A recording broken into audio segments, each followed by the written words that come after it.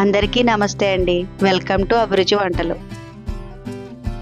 ఈరోజు మనం దబ్బకాయతో పులిహోరని రెడీ చేసుకుందామండి.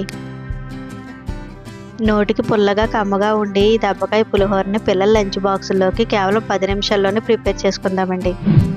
మా ఛానల్ ఫస్ట్ టైం చూస్తున్నట్లయితే సబ్స్క్రైబ్ చేసుకోండి. నేను ఒక దబ్బకాయని తీసుకున్నానండి. దీన్ని 2 ముక్కలుగా కట్ చేసుకోవాలి. ఇలా కట్ చేసుకున్న దబ్బకాయ ముక్కల నుంచి రసాన్ని తీసుకుందామండి. దబ్బకాయ రసంలో ఉండే పిక్కలను కూడా తీసుకుందామండి.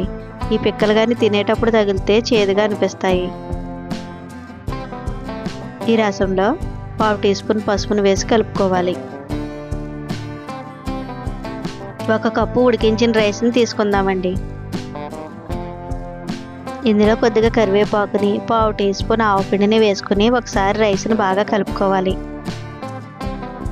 పులిహోర అన్నప్పుడు అందులో కొద్దిగా ఆవపిండి ఉంటే టేస్ట్ చాలా బాగుంటుందండి. దబ్బకాయ పులిహోరలో కానీ నిమ్మకాయ పులిహోరలో కానీ ఆవపిండి చాలా తక్కువగా వేసుకోవాలండి, లేదంటే చేదు వస్తుంది. స్టవ్ పై కడాయి పెట్టుకుని కడాయిలో 2 టేబుల్ స్పూన్ ఆయిల్ వేసుకోవాలి. ఆయిల్ హీట్ అయిన తర్వాత 2 టేబుల్ స్పూన్ పల్లీలు వేసుకుని వేయించుకోవాలి. పల్లీలు లైట్గా ఫ్రై అయిన తర్వాత 1 టేబుల్ స్పూన్ పోపు దినుసులు కూడా వేసుకుని వేయించుకోవాలి. పల్లీల్ని పోపు దినుసుల్ని రెండింటినీ కలుపుతూ వేయించుకోవాలి. ఇందులోనే 6-7 జీడిపప్పు పలుకులను కూడా వేసుకుని వేయించుకోవాలి. ఇవన్నీ వేగుతున్నప్పుడు 1/2 ఇంచ్ అల్లం ముక్కను కట్ చేసుకుని వేసుకోవాలి.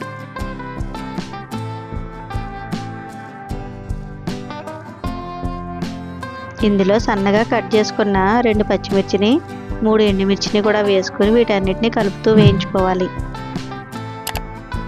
ఇవన్నీ ఇలా వేగుతున్నప్పుడు ఇందులో 1/2 టీ స్పూన్ పసుపును కూడా వేసుకుని వేయించుకోవాలి.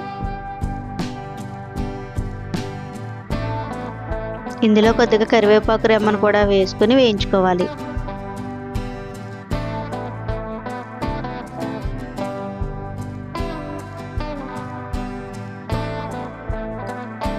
ఇవన్నీ ఇలా క్రిస్పీగా వేగుతున్నప్పుడు ఇందులో రుచికి సరిపడా సాల్ట్ను కూడా యాడ్ చేసుకుని ఒకసారి కలుపుకోవాలి.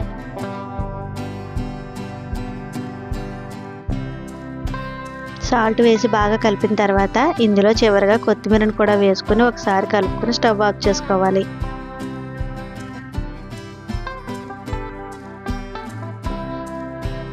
ఇప్పుడు మనం ప్రిపేర్ చేసుకున్న పులిహోర పచ్చడిని రైస్లోకి వేసుకోవాలి.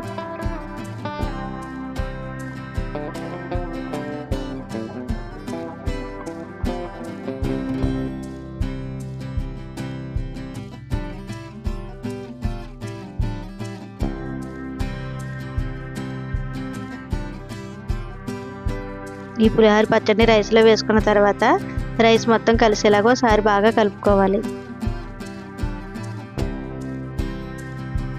ఇలా బాగా కలుపుకున్న రైస్లో మనం ముందుగా రసం తీసి పక్కన పెట్టుకున్న దబ్బకాయ రసాన్ని కూడా వేసుకోవాలి.